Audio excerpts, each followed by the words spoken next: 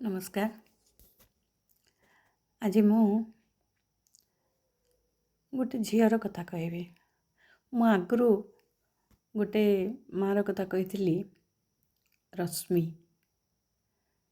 तार जीवन रे केमती से तार स्वामी तार बापा माँ तार सासू ससुर शेष रे तार छोट छुआ को भी हरई थिला।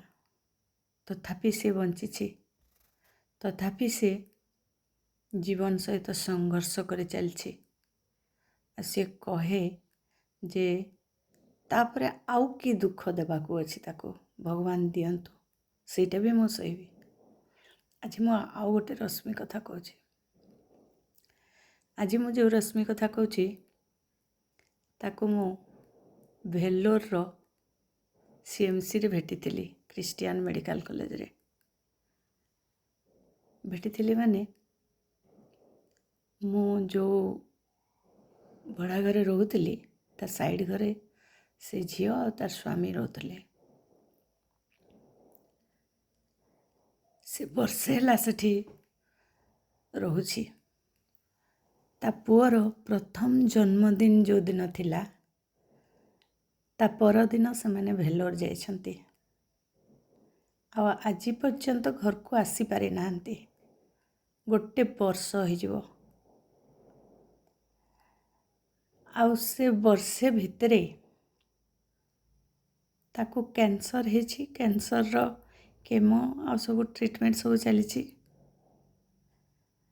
मु कहूने जे लंबा वर्षेटे ताको केमो चलछि कैंसर रो ट्रीटमेंट चलछि। तार स्वास्थ्य धीरे धीरे भले आसछि। से सोहुछि तार पुओ को से वर्षे हला देखी नहीं। मु ए कथा कहूनी एटा महान नुहे। कैंसर हेछि।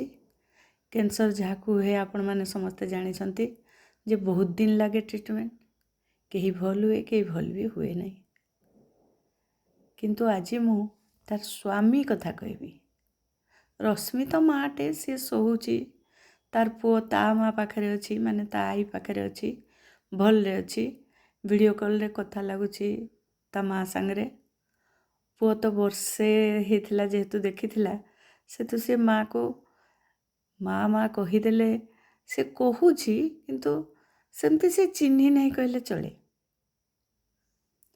तेणु सेटा स्वाभाविक। किंतु मु आउ गोटे कथा कहूँ। जड़े स्वामी तार सबू काम दाम छाड़ी की ता स्त्री को लेकी वर्षे हला से भेलोर रे रोहुची। खाली सेतकी नुहे पैसा तो कार्ड रु आसुथबो कार्ड रु दिया होथबो सेटा अलग कथा। पैसा मैटर नुहे।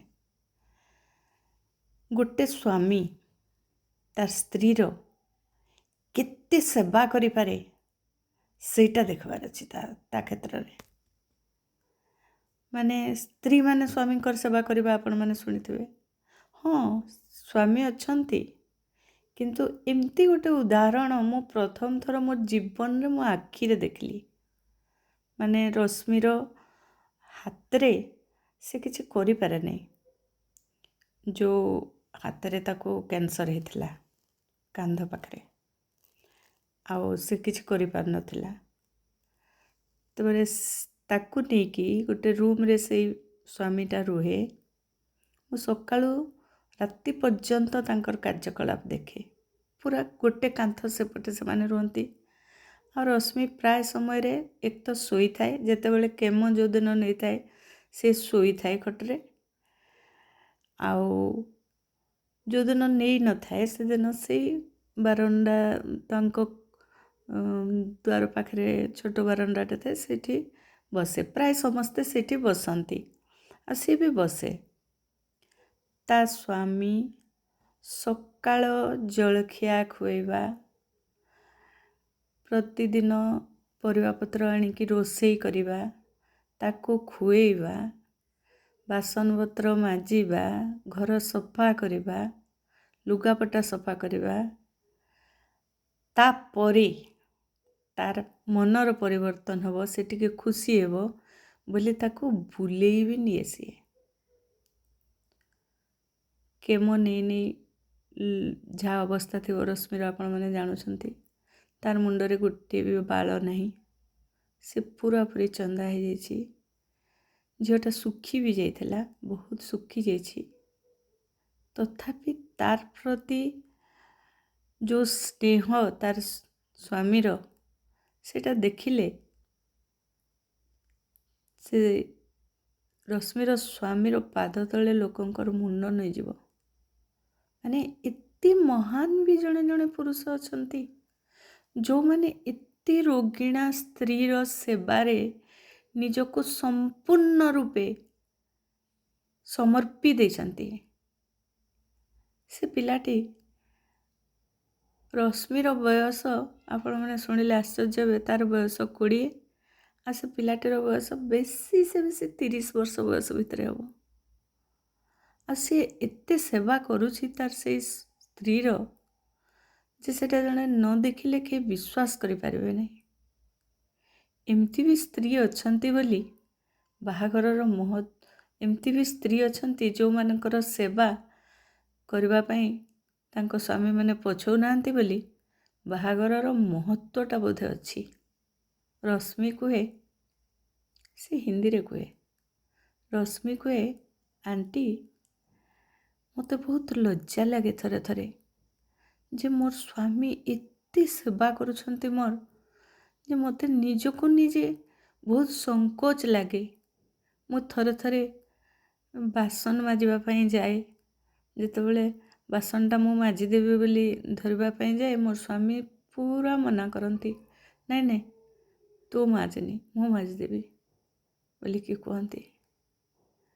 ମାନେ ଏମିତି ବି ସ୍ୱାମୀ ଅଛନ୍ତି ଯେଉଁମାନେ ଶପଥ କରିଥାନ୍ତି ବେଦୀରେ ବସିଲା ବେଳେ, ଯେଉଁମାନେ ବେଦୀରେ ବସିକି ତାଙ୍କୁ ବାହା ହେଇଥାନ୍ତି ଆଉ ଶପଥ କରିଥାନ୍ତି ଯେ ତୋର ସବୁ ଦୁଃଖ ସୁଖରେ ମୁଁ ତୋର ସହଭାଗୀ ହେବି, ଆଉ ସେମାନେ ହେଇଥାନ୍ତି ମଧ୍ୟ। ଏଇଟା ଏ ରଶ୍ମିର ସ୍ୱାମୀଙ୍କଠୁ ମୁଁ ଦେଖିଛି। ପ୍ରକୃତିରେ ଏମିତି ସ୍ୱାମୀମାନଙ୍କ ପାଇଁ ଏ ଦୁନିଆ ଚାଲିଛି। ଆଉ ଆମର ବାହାଘର ପରି ଗୋଟେ ପବିତ୍ର ବନ୍ଧନ, ଗୋଟେ ପବିତ୍ର କର୍ମ ଦୁନିଆରେ ଏବେ ବି ବଞ୍ଚିଛି। ଏବେ ବି ଲୋକେ ବିଶ୍ୱାସ କରୁଛନ୍ତି ଯେ ଅଗ୍ନିକୁ ସାକ୍ଷୀ ରଖି ଯଦି ଆମେ ବାହା ହେଇଛୁ ଆଉ ତା ପ୍ରତି ଯଦି ଆମେ ଖରାପ ବ୍ୟବହାର କରିବା, ହେଲେ ଭଗବାନ ଆମକୁ ନିଶ୍ଚୟ ଦଣ୍ଡ ଦେବେ। ଏଇଟା ସୁନିଶ୍ଚିତ। ଏ କଥାଟା ବୁଝୁଛନ୍ତି ରଶ୍ମିର ସ୍ୱାମୀ ପରି ପୁରୁଷମାନେ, ବୁଝୁଛନ୍ତି ଆଉ ସାଥ ବି ଦେଉଛନ୍ତି। ମୁଁ ମନେ ମନେ ସବୁବେଳେ ଭଗବାନଙ୍କୁ ଡାକେ, ହେ ଭଗବାନ ରଶ୍ମିକୁ ଶୀଘ୍ର ଭଲ କରିଦିଅ, ତାକୁ ସୁସ୍ଥ କରିଦିଅ, ତାକୁ କାମ କରିବା ପାଇଁ ଶକ୍ତି ଯୋଗାଇ ଦିଅ ତାକୁ, ଯେଉଁଥିରେ ଏ ଯେଉଁ ସମୟଟା ସେମାନେ ଏବେ ବ୍ୟତୀତ କରୁଛନ୍ତି, ଏ ସମୟ ଗଡ଼ିଗଲା ପରେ ରଶ୍ମି ଯେମିତି ତା ସ୍ୱାମୀ ପାଦ ତଳେ ଶପଥ କରୁ ଯେ ଜୀବନରେ ମୁଁ କେବେ ବି ମୋ ସ୍ୱାମୀଙ୍କୁ ଟିକେ ବି କଷ୍ଟ ହେବା ପାଇଁ ଦେବି ନାହିଁ। ଆଉ ଦେବ ବି ସେ ରଶ୍ମି ନିଶ୍ଚୟ ଶପଥ କରିବ। ବହୁତ ଭଲ ଲାଗେ ଏମିତି ସ୍ୱାମୀମାନଙ୍କୁ ଦେଖିଲେ, ଯେଉଁମାନେ ନିଜ ସ୍ତ୍ରୀକୁ ଏମିତି ସାଧାରଣ ନାରୀ ବୋଲି ଭାବନ୍ତି ନାହିଁ। ସେମାନେ ନିଜ ସ୍ତ୍ରୀକୁ ଜୀବନ ସଙ୍ଗିନୀ, ଜୀବନ ସାଥୀ ବୋଲିକିରି ଭାବିକି ତାଙ୍କର ସେବା କରନ୍ତି। ବାସ୍ତବିକ ଆମେ ସମସ୍ତେ ତାଙ୍କଠୁ ନିଶ୍ଚୟ କିଛି ଶିଖିବାର ଅଛି। ଆପଣମାନଙ୍କୁ ଏ କଥାଟି ନିଶ୍ଚୟ ଭଲ ଲାଗିଥିବ। ଏଇଟା ନିଛକ ଏକ ସତ୍ୟ କାହାଣୀ। ଯଦି ଦରକାର ହୁଏ ମୁଁ ରଶ୍ମି ଆଉ ତା ସ୍ୱାମୀର ଫଟୋ ବି ତାଠୁ ମଗେଇକି ଆଣିକି ଆପଣମାନଙ୍କୁ ଦେଖାଇ ପାରିବି। ରଶ୍ମିର ଫଟୋ ତ ମୋ ପାଖରେ ଅଛି, କାରଣ ରଶ୍ମି ବହୁତ ଆକ୍ଟିଭ୍। ବର୍ଷେଟେ ସେ ସେଠି ରହିକି କେମୋ ନେଲା ପରେ ବି ସେ ମୋ ସାଙ୍ଗରେ ବୁଲିଯାଏ ବାହାରକୁ, ମୋ ସାଙ୍ଗରେ କୌଣସି ଜିନିଷପତ୍ର ଆଣିବାର ଥିଲେ ସେ ସାଙ୍ଗରେ ଯାଏ, ବାହାରେ ବସେ, ବହୁତ ଆକ୍ଟିଭ୍। ସେ ମାତ୍ର 20 ବର୍ଷର ଛୁଆଟେ, ସେ ବହୁତ ବୁଝିପାରେ ସବୁ କଥା। ଆପଣମାନଙ୍କୁ ନିଶ୍ଚୟ ଏଥିରୁ କିଛି ଶିକ୍ଷା ମିଳିଥିବ। ଆମେ ଯେମିତି ଦେବା ଆମେ ସେମିତି ପାଇବା। ଏ ପୁଅଟି ରଶ୍ମି ପାଇଁ ଯାହା କରୁଛି ରଶ୍ମି ତାକୁ 100 ଗୁଣ ଦେଇକି ଫେରେଇବ। ଏଇଟା ମୋ ବିଶ୍ୱାସ ଅଛି ରଶ୍ମି ଉପରେ। ରହୁଛି। ଭଲ ଲାଗିଲେ ପ୍ଲିଜ୍ ଲାଇକ୍ ବଟନ୍ ଦବାଇ ଦିଅନ୍ତୁ। ଆପଣମାନେ କ'ଣ ପାଇଁ ଲାଇକ୍ ବଟନ୍ ଦେଉନାହାନ୍ତି ମୁଁ ବୁଝିପାରୁନି। ପ୍ଲିଜ୍ ଲାଇକ୍ ବଟନ୍ ଦିଅନ୍ତୁ। ଆଉ ଗୋଟେ ଲେଖାଏଁ ଧୀରେ ଧୀରେ ସବସ୍କ୍ରାଇବ୍ କରିକି ମୋତେ ଟିକେ ଆଗକୁ ନେବା ପାଇଁ ସାହାଯ୍ୟ କରନ୍ତୁ। ରହୁଛି। Good night. ରାଧେ କୃଷ୍ଣ।